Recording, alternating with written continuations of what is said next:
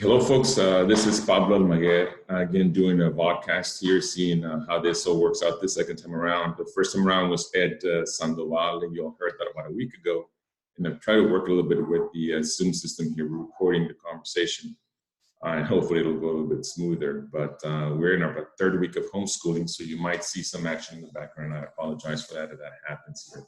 But today we have a friend, someone that I met when I was volunteering at Texas Civil Rights Project Board of Directors, Mandy Price. She co-founded Canaries, and she'll tell us more about that in a few minutes. But first of all, let's just go ahead and say hi to Mandy. How you doing, Mandy? I'm doing great. How are you, Pablo? It's good to see you. Likewise, nice seeing you too. I hear you've got the same kind of home office homeschooling issues that I've got going on over here. I do. So I have two kids. I have a 3-year-old and a 5-year-old. And so me and my husband are both working from home. And I think everyone is under shelter-in-place orders by now. And so the schools are closed at least until, I believe, May 4th or May 12th. I don't remember the date the governor said. And so we have had the fun time trying to manage work and homeschooling our children. So it's been interesting. Yeah, same thing over here. Same thing over here. It's like, just imagine the stories. We could probably have a whole interview about that and just the struggles there.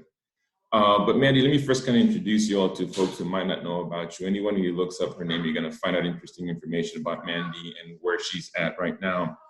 She went to UT Austin for undergrad with receiving a business degree with honors in finance, and then over to Harvard Law School.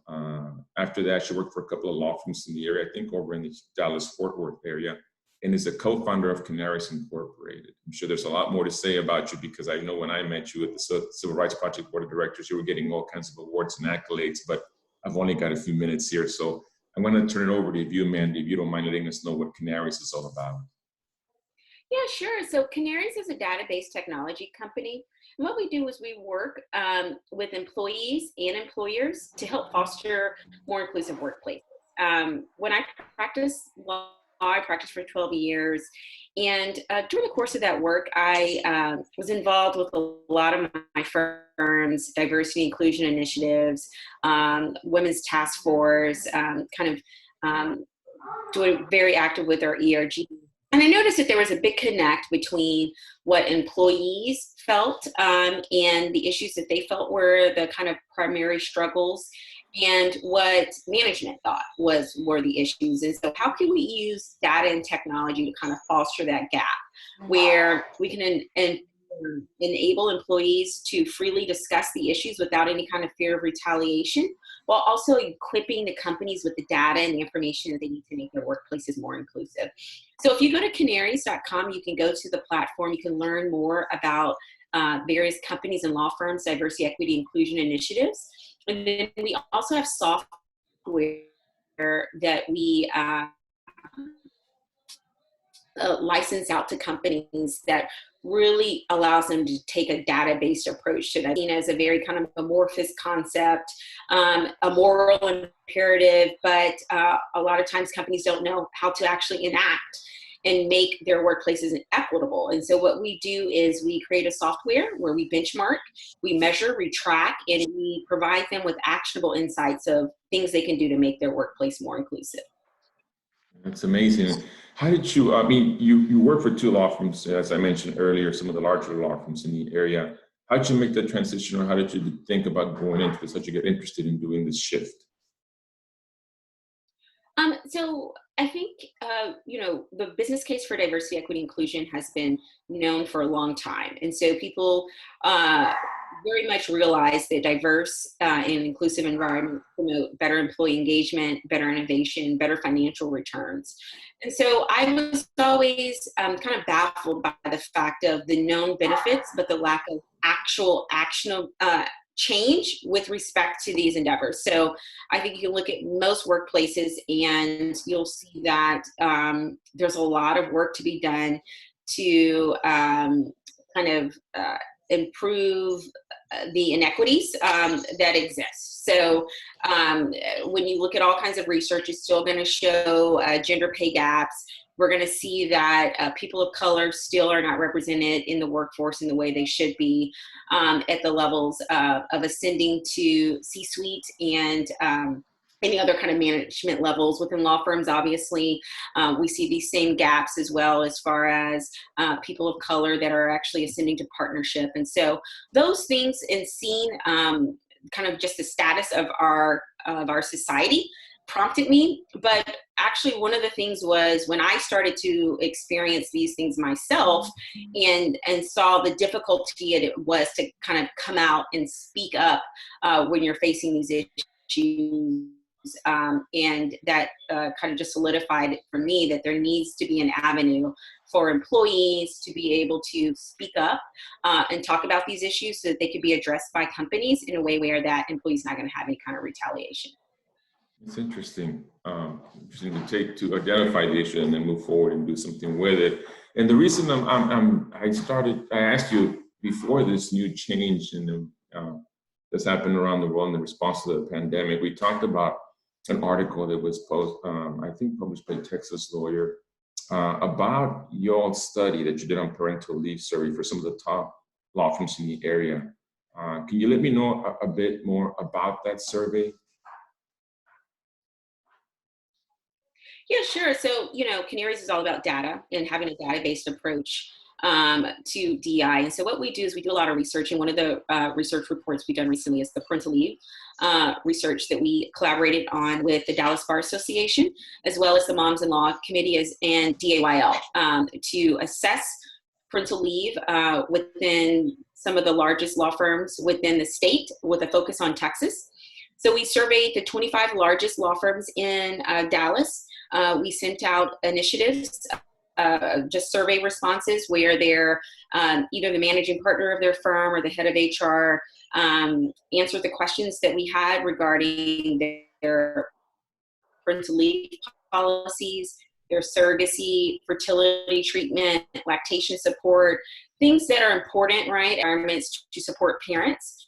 And so really being able to provide that holistic assessment of how is the legal market handling these issues, what is market amongst the legal community in the state of Texas. And so being able to provide that data and research so that potential applicants know kind of where the market is, but also law firm leadership, right? So it's hard sometimes. No one wants to have policies that are not fair or they're not market, but if we don't ever do the assessments or collect the data, how do we know? And so we've provided this research and the reports not only to the DAYL as well as the Dallas Bar Association, since they are partners, posted on their websites. We have it posted on our website as well, but we also provide it to the law firm leadership within the city of Dallas so then they can see kind of where they stand with respect to market as well. And you're saying, is it still posted there right now? Are you still? It is. It is. So you can go to reports.canaries.com and pull down the report. And then the Dallas Bar Association also has it listed on their portal as well.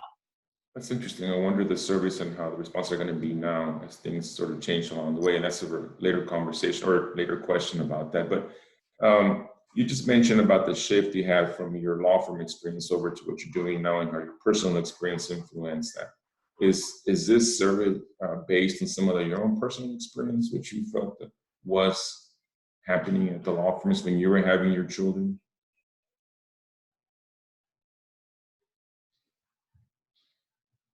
Practicing law. And I think some of the questions we asked in terms of programs and initiatives are things that I became aware of after I had my children. So I think, again, it's about equipping not only employees, but employers with the resources that are available to support their employees. When we talk with law firms about Milk Stork or about some of the initiatives that they can do to ensure that their employees can still thrive and to have that kind of support while they are having children before leave or coming back to the workplace is key and critical. I think for a long time, there's this belief that women were leaving the workforce because they just didn't want to return, that they had children and they rather just stay at home with their children. But what our research has shown us is that that's not the case, that people have left the workforce because they feel that they don't, were not supported or had the tools in place to allow them to keep practicing law while also maintaining those family obligations. And so one of the things that has come out of our research and our work with just law firms and companies that partner with us is a better awareness of the tools and the policies and initiatives they can put in place to support their employees. Interesting. I don't know if you know this, but well, you remember when we were in the Civil Rights Project Board of Directors together and we approved the new agreement between their unionized folks and, of course, management. There was an addition to maternity and paternity leave included in there as part of the benefits and the terms. And I think that was the first in legal services, and slowly kind of gained momentum in the field of legal services and followed after that. So even in the legal services world, that's something, it's an interest, because what you're saying, exactly the same thing. It seems to fall heavily more so on the women than it does on the men. But and then on the men who do want to take part in this, sometimes it does affect them as they're trying to move forward, to whatever work they want to do and gain their experience. And that reminds me, go ahead. Oh, I was going to say, well, one of the things too that our research has shown, and when we work with companies as well, is making sure that there's not a gender difference between the policies. Because when you grant women longer leave, you're kind of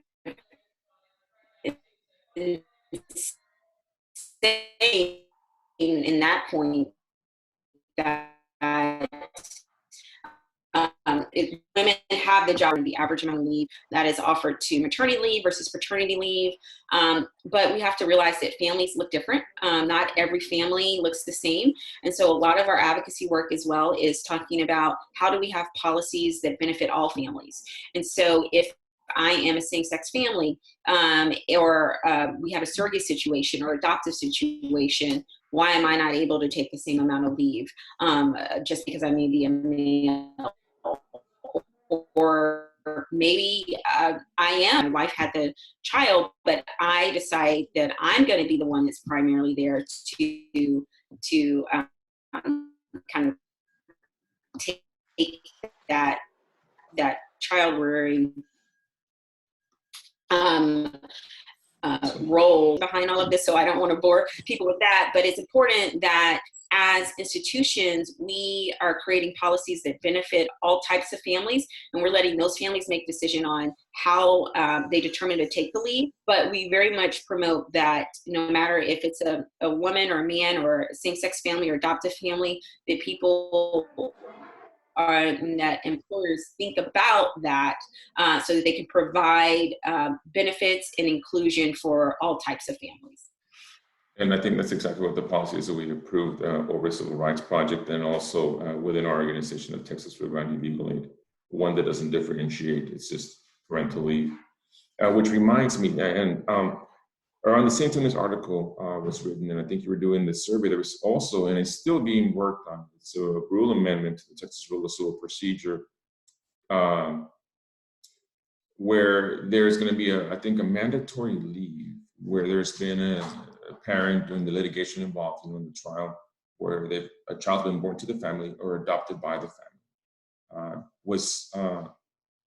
Did this have any kind of interplay with the survey or any discussion come into with this rule and proposal, or just that be coincidence that the rule's being proposed at the same time? It was just coincidental. The Mom-in-Law Committee, which is a joint collaboration between the Dallas Bar Association and Dallas Association of Young Lawyers, have been working on kind of this initiative for almost 2 years.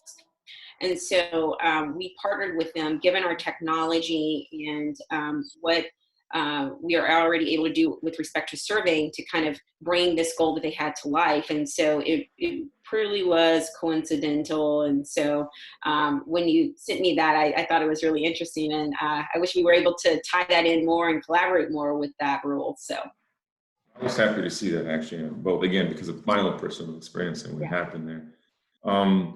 Let me ask you now about the results of the survey. You mentioned some of it right now and some of the summaries and or responses you had, but can I ask you, who were you seeing that was responded to it? Or did you leave it open? Or was it HR, attorneys, management? Who was your focus group? I So mean, the law firms themselves. So it wasn't, even though we do other surveys where we're surveying employees, this was a survey to law firm management. So either the managing partner of a firm filled it out or the head of HR filled it out. So we worked directly with firm leadership where they were certifying, saying these are our benefits. This is the way we kind of approach these different leaves. These are the policies and initiatives we have in place to support working parents. And so we got great response rates back, and we're able to really provide that market analysis based off of the response we got back from the law firms. and so you provided that information or the results that they asked for it?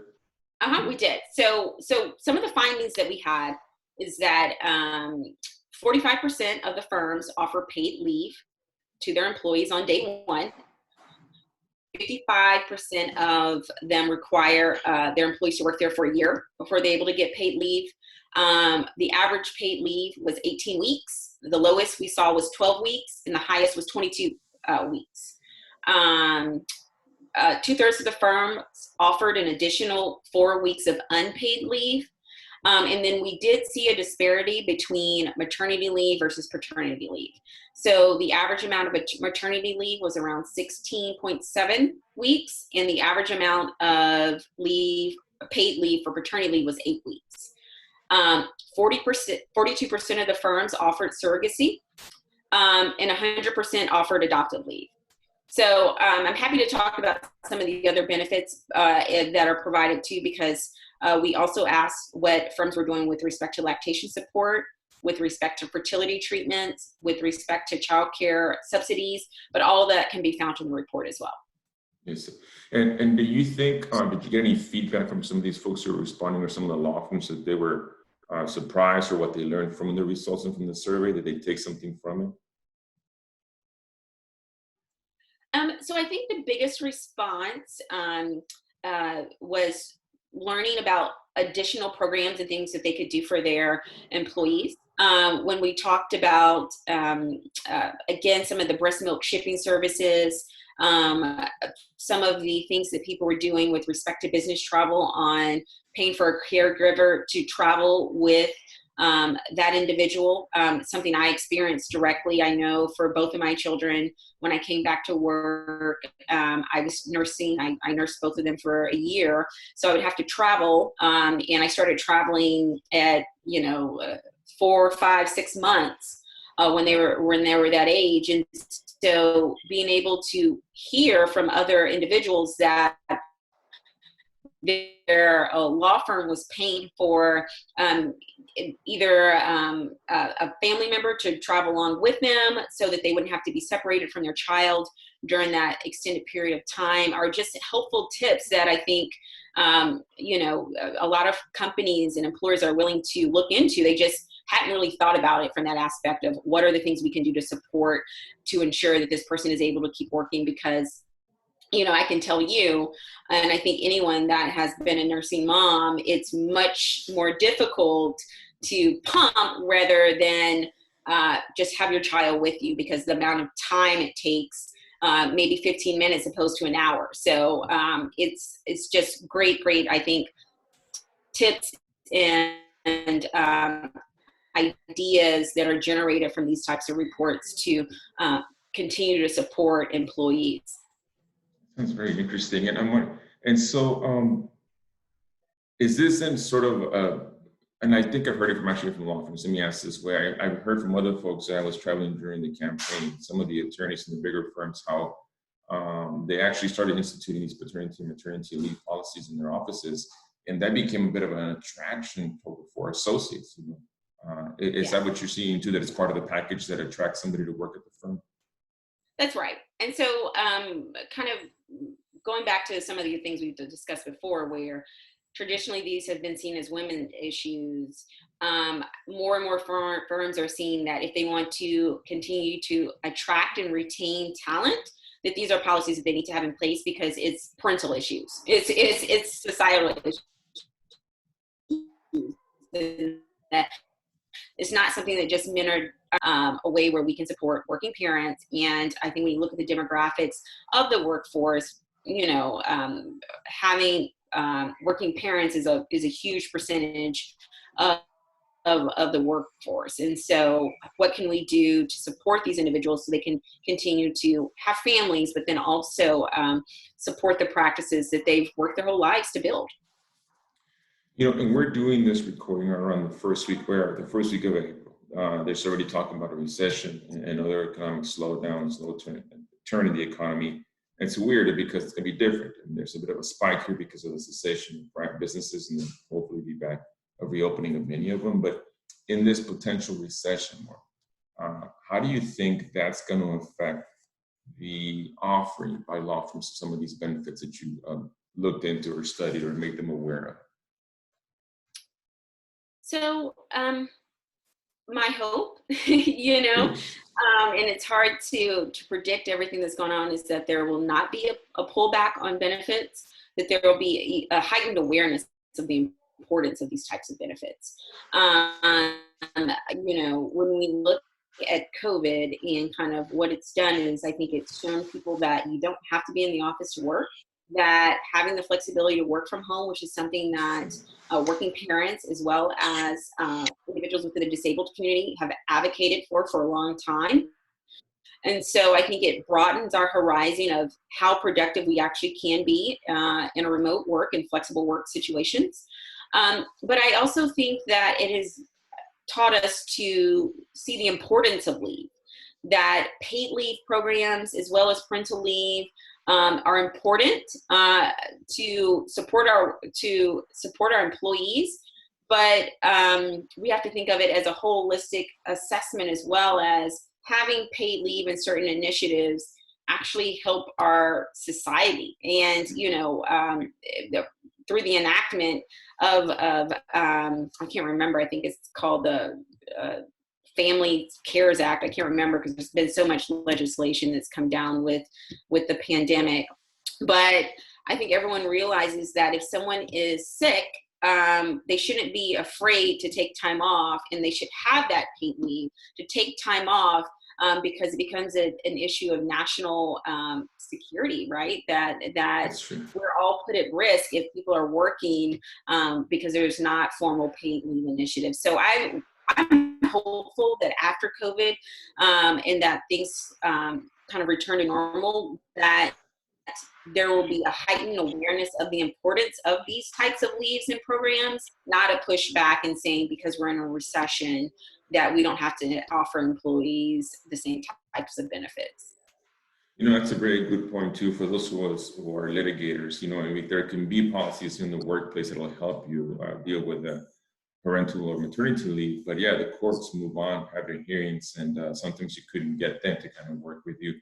With this new rule of civil procedure being adopted, and now this technology being adopted also during this pandemic, I didn't think about that it might actually create a more receptive audience to have that parent who want to stay at home, to not have to go to court and disrupt their day, the whole morning to be with their children, just to go to court. It's a very good point. I didn't think about that.